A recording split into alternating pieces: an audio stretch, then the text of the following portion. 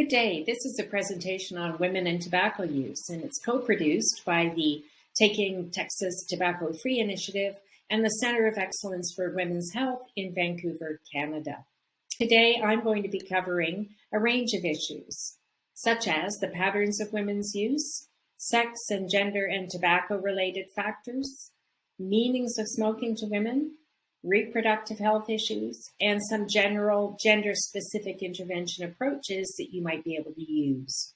We'll top that off with some additional resources, reflecting some of the work that we've been doing at the Center of Excellence for Women's Health over the past 25 years. My name is Lorraine Greaves. I'm the Senior Investigator at the Center of Excellence for Women's Health in Vancouver. I'm also the past president of the International Network of Women Against Tobacco, INWAT, which is an international network, now in its 32nd year, that was formed exclusively to respond to some of the pressures on women to develop bigger markets of women for tobacco products and to generally fight back. The historical patterns of women's tobacco use are really important to understanding what's going on now. Men began to smoke first in all of North America and indeed in other parts of the developed world. And women's smoking was socially disapproved. So smoking-related diseases that emerged in men, such as lung cancer and heart disease, especially around 1950, were first understood as male diseases. And women's smoking at that point in time was only of interest, especially to clinicians, with respect to pregnancy and the impact on fetal growth. This situation persisted for quite a while until at least 1990.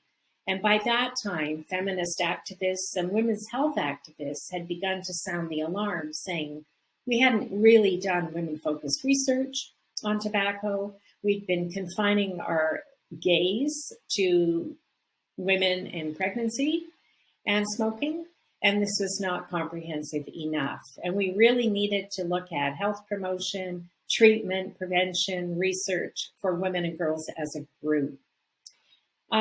Since that time, tobacco use has moved quite steadily and rapidly from high-income to low-income countries, with women being targeted as consumers, growers, and factory labor in many low and middle income countries today.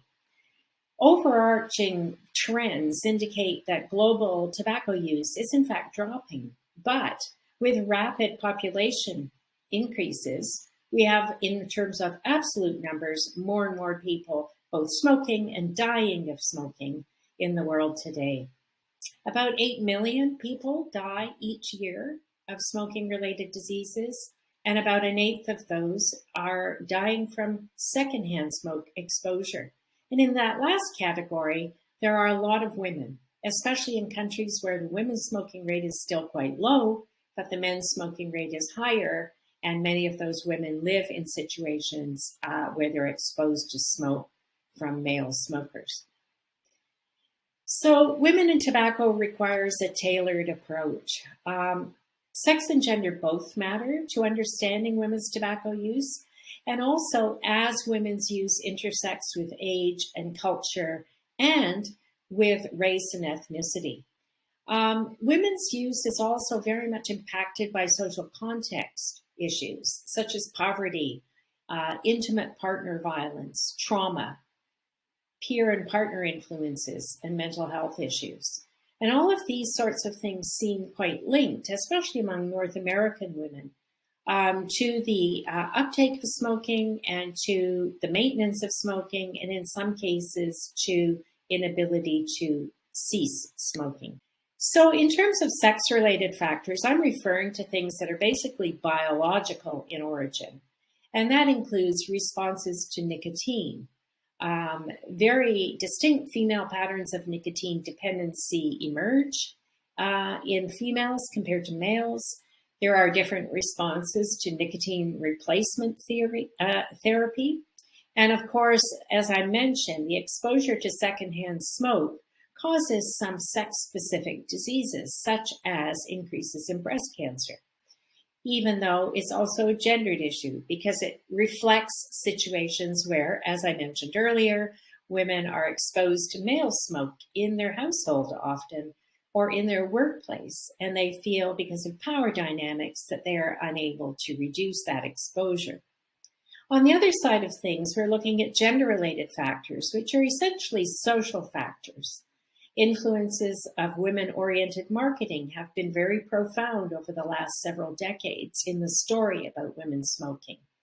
The companies began specifically targeting women as a potential market for cigarettes around 1940 and 1950, and those tendencies only increased in the latter part of the last century. Added to that, by 1970, there were specific products developed with girls' and women's bodies in mind. In other words, reflecting on the responses to nicotine and the fact that women and females metabolize nicotine more quickly, and creating products that were lighter. You've probably heard of light cigarettes, thinner, more filters. And all of those were designed with women and girls in mind with an aim to increasing the market share among girls and women. And in general, of course, I've already hinted at this, there are some social factors that affect women's uptake of tobacco and presumably often the maintenance of tobacco use and, of course, impact the ability to quit. And those are things such as poverty or intimate partner violence, IPV. When we talk about sex and tobacco, we're really talking about at least 4 different things. The hormones involved, which often interact with nicotine, such as when women take oral contraceptives, that interacts with nicotine to create an enhanced risk of stroke. Genetics, there's increasing attention being paid to looking at the genetic impact on the uptake of smoking and the maintenance of smoking and the ability to quit smoking, and whether or not there are sex differences in those patterns. So there is emerging evidence, especially in animal studies, that there are sex differences in this aspect. And so this is something that is, of course, important to watch going forward.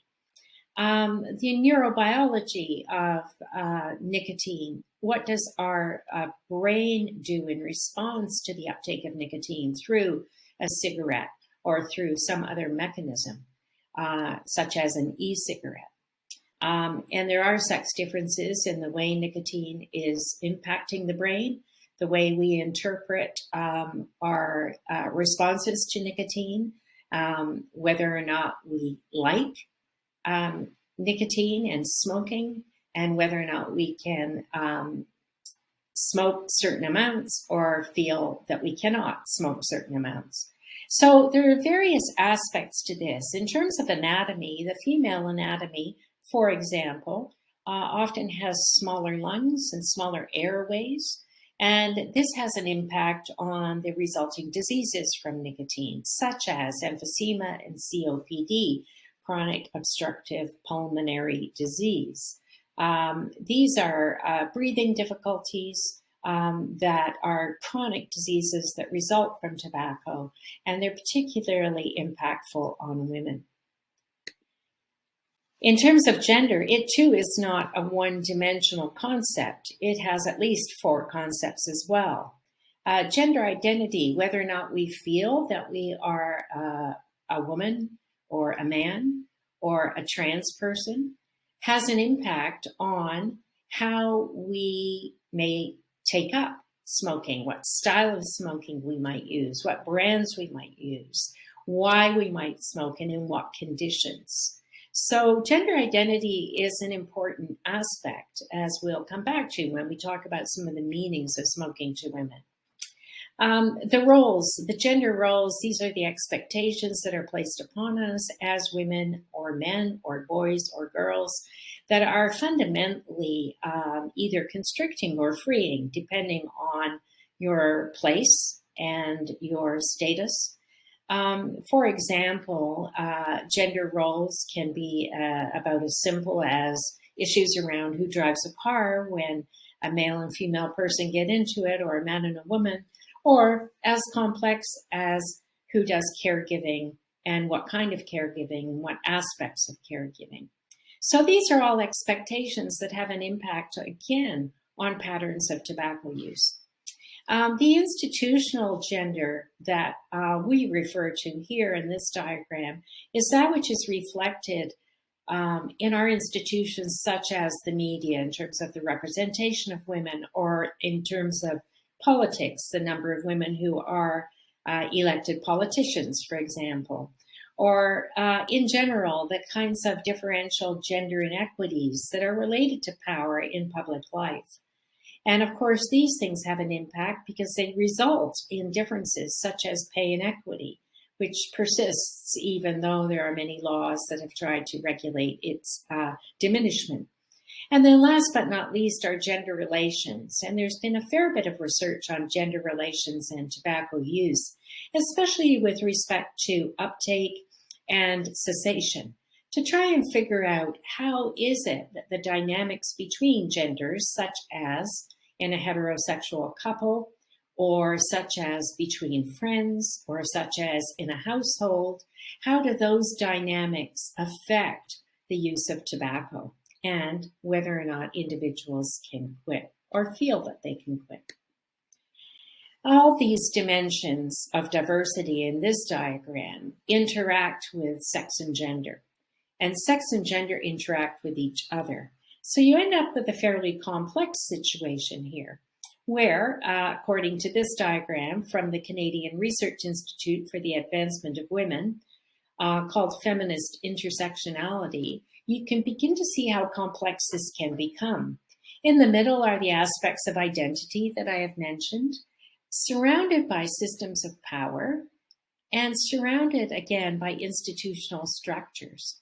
And this diagram is important and interesting for you, I think, to go and study, because it also identifies the key processes such as sexism, racism, discrimination, marginalization, stigmatization, etc., that are going to impact the daily life of a person or a group of people, and that could send them either to be more likely to take up smoking or less likely. And we see some differences in subgroups. We don't have enough research yet on most subgroups, but there are potential trends that are emerging, such as in sexual orientation categories, for example, where lesbian and bisexual women smoke and use other substances, in fact, at much higher rates than heterosexual women. And context and experiences continue to matter. Here, I'm highlighting one of our resources from the Center of Excellence for Women's Health called Couples and Smoking. And here we took a very close look at what those gender relations and those dynamics were in the context of women and men who were partnered and who were both or one of smoking during pregnancy and postpartum. So a very specific group of people. But what we found, very interestingly, and this was qualitative research, is that there were dynamics that emerged that were kind of patterns of interaction between men and women in that context. So that's worth reading too if you're working directly with women, partners, families, and or around reproductive health issues. We certainly know more generally that violence and trauma and links to IPV and other adverse childhood experiences increase the potential for women to become smokers and other substance use for that matter. And as mentioned, the partner and household influences and those dynamics are also very important in terms of uptake, maintenance, and cessation. And then more generally, income and education inversely are associated with smoking. So what this can mean is that a lot of social factors can converge to influence whether or not a woman will be exposed to smoking, whether or not she will be influenced in her patterns and amount of smoking, and whether or not she will be influenced in her desires for cessation. And not to not to mention that the majority of those with mental health diagnoses smoke, and this is true for both women and men. So you can begin to see how, in general, the context and experiences of a person's life have a huge impact on these potential patterns of use. These factors all add up.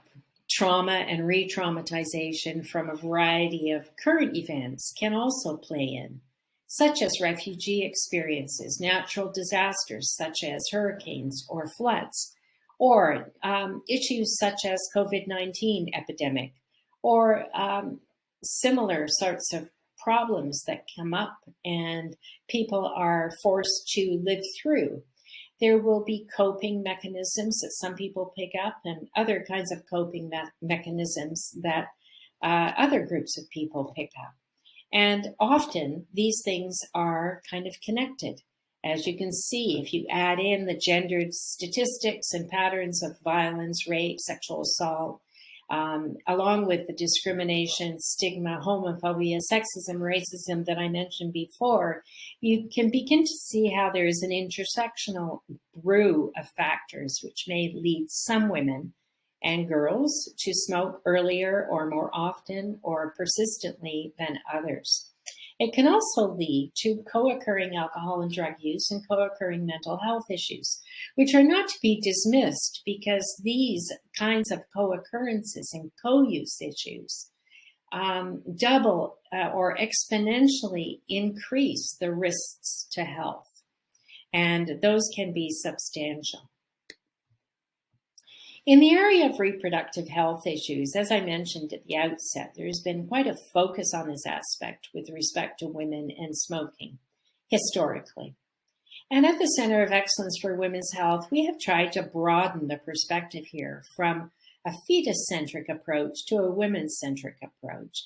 And what that means in short is that we've tried to focus on women's health, pre and post-pregnancy, especially in the context of cessation, where we can use that kind of internal motivation to assist women with thinking through their plans for cessation, as opposed to what is a more time-limited external motivation that might be for others, for children, for the fetus, for others' expectations. In this book, Expecting to Quit, we reviewed all the best practices that we could find on how to intervene during pregnancy and postpartum and put them together. So this is another resource that you can take a look at. We also, though, like to step back and recommend that preconception planning and care is probably a really good approach with respect to reproductive health and tobacco use. In other words, to try and address in a preconception time period how a woman and her partner, if she has one, of either gender or any gender, might want to approach their plan for reproduction. And then it's a question of beginning to engage women and their family members in a plan going forward for what might be the safer options if pregnancy does occur. So this helps to remove the fetus-centric approach. It also helps to broaden the gaze to not just women, but also their partners and family members. And it also tries to maintain motivation for cessation so that relapse prevention can take place. One of the issues with pregnancy and smoking is that many women, once they find they're pregnant, spontaneously quit. Often this is not recorded by clinicians, even though we recommend that it should be, because when it is, it gives a basis for going forward in terms of maintaining motivation for cessation postpartum. One of the other issues that's often ignored in this zone is that many of the pregnant women in North America, for example, in both the USA and Canada, who do smoke during pregnancy are young women under 24 years old. So in many ways, this can benefit from being addressed as a youth-oriented issue as well, and to begin to look at some youth-oriented interventions and approaches in order to respond to it properly. And of course, breastfeeding can be in some ways utilized to try and maintain cessation. And if not, there is harm reduction that can be done with respect to breastfeeding to actually time breastfeeding if one is still smoking. So what does smoking mean to women? That's a very general question, but it's one that I've addressed in my research in some detail. And this book, Smoke Screen, is a culmination of some of that work, interviewing women in 2 countries in a variety of contexts, age groups, and situations to try and figure out what was it that smoking meant to them in their lives. And this is helpful to sort of think through these 5 general areas. The first one, organizing social relations. Many women felt that tobacco, and cigarettes in particular, were kind of a grease for their social interactions and made it easier to meet people or made it easier to deal with people, whether on a one-to-one basis or in a social setting. A second theme that emerged strongly was the whole notion of controlling emotions. Many, many women talked about suppressing negative emotions in particular, such as anger or shame or fear, through smoking. Literally, a quote in this area would be sucking back anger by taking a cigarette. The third one, of course, creating an image, links very much to the exploitation of the tobacco industry itself and the advertising trends that have been promoted over the years. That an image has often been pushed on women that includes cigarettes for smoking, and that cigarette products have often been used to support images. That's not to be dismissed as an influence on some women. The fourth one, dependency. Some women ended up describing that cigarettes were, in some cases, their best friend. In other words, it was a solace or a crutch for them to deal with their emotional lives, often involving trauma. Again, this is not to be dismissed if we're interested in assisting women with cessation, because we need to address those needs of dependency in anything that we suggest going forward. And last but not least is identity formation, what we mentioned earlier in the gender diagram, where there are rituals, rites of passage, social cohesion that are linked to smoking for women smokers, especially girls and young women. So taken together, these kinds of loose categories offer us quite a bit of insight into how we might address cessation. So if you are in a position where you can have an influence, or if you have patients or participants in your program or clients, we suggest you do these 4 things. Seek sex and gender-specific evidence for prevention and treatment. There is an increasing amount of this, and you need to school up yourself so that you can impart sex and gender-specific evidence to the women you're trying to help. Second, adopt an overarching trauma-informed approach. This does not require a trauma disclosure. It just requires you to make an assumption that many women who smoke may have experienced trauma in their lives, and that you can therefore take safety, collaboration, and other sorts of trauma-informed principles into account when you are doing your intervention. Third, that you recognize the social determinants of health. A lot of women who are smoking want to quit, in fact, the majority, but they often find that it doesn't feel possible to quit because of all the other stressors and pressures in their existence. So it's important to address such determinants, such as poverty or violence or caregiving pressures. And last, to integrate harm reduction into tobacco treatment. This has not always been done in tobacco treatment. It's sometimes been an all or nothing approach, cessation or nothing, whereas we recommend reduction as well as cessation. So here are the broad principles that you can begin to think through. Provide information to women and girls that is sex and gender specific.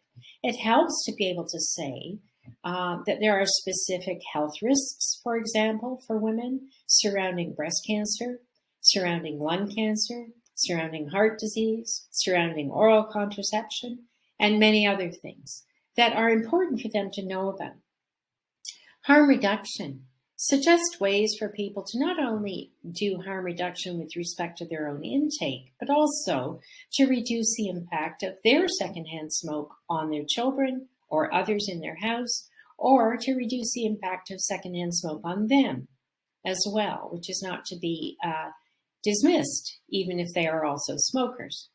And there are ways that you can suggest where women can reduce the impact of secondhand smoke as a harm reduction measure.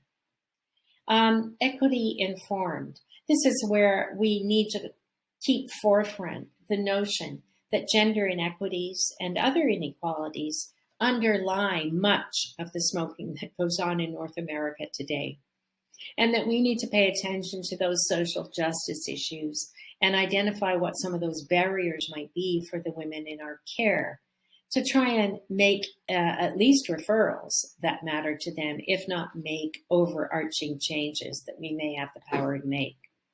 And last but not least is the notion of being trauma-informed, where you have to recognize that tobacco use may reflect past experiences of trauma and tread carefully with respect to how you go forward. So how does it work? We've produced this book, Liberation, Helping Women Quit Smoking, which can give you some very concrete tips on this. First of all, we're talking about tailoring your approach to women and girls, and that includes some of the points made. But build confidence and increase motivation using motivational interviewing techniques, where you use decision tools with a woman, you engage, guide, and plan together. You use a collaborative stance, and you build on strengths. Those strengths might include measures already taken that the woman can identify, or measures that she thinks she can take that you can build upon in terms of the plan. Recognize the meanings of smoking and think about how, if a person does give up smoking and they have attachments to smoking, how those attachments or meanings might be replaced. And this is a complicated area, but in our work, we find a very important area. Recognize the connections to trauma, integrate the social issues, and if possible, develop a comprehensive and holistic care plan. So as we all know, quitting can be a long journey, and it needs such a plan. Questions around reduction or cessation matter. Relapses need to be predicted and expected. Rewards built in. Fading and craving techniques built in. Utilizing NRT or replacement therapy. Steering women away from e-cigarettes as a replacement for tobacco use. And of course, referrals are important for other psychosocial issues. Not to mention practical assistance that may or may not be available through you or your agency, but certainly women need referrals for dealing with violence, childcare, housing stresses. It's really important too to mention that there will be losses and changing of social circles. There will be losses of what is perceived to be pleasure. There will be losses of what is perceived to be social cohesion via smoking, or identity formation via smoking.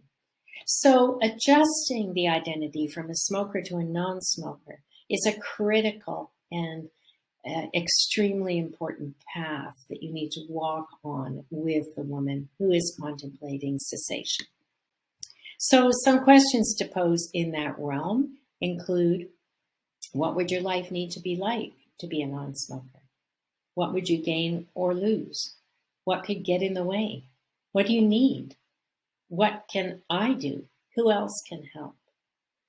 These are the questions that need to be worked through in a safe, collaborative manner, building on strengths in a trauma-informed way. Over the years, we have, for 30 plus years now, almost, done a gender and tobacco research and knowledge exchange program. What you see here are some of the resources we've produced. You can see some of the others at the website, cewh.ca, and you can interact with those. There are also several resources on this sheet that you can take a look at and search up.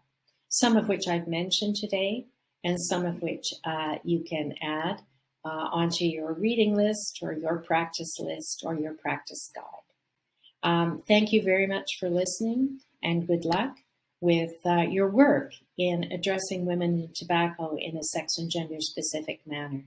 Thank you.